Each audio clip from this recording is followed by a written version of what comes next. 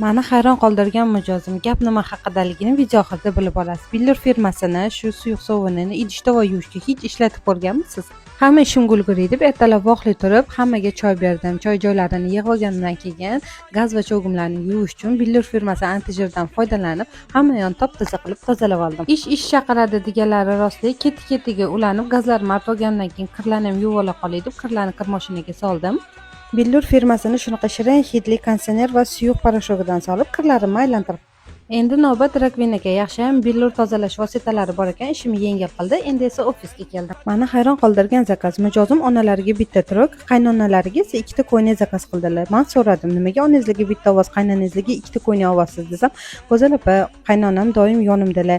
Issiq sovug'imdan xabar oladigan qaynonam, kasal bo'lib qolsam yarim kosa ovqat tutadigan ham qaynonam. Shuning uchun qaynonamga ikkita olman" deb. To'g'risi bu holat meni hayron qoldirdi. Ko'pchilik opa-singlisiga, onasiga sovg'a oladi, lekin kamdan kam qaynonasiga sovg'a xarid qiladi.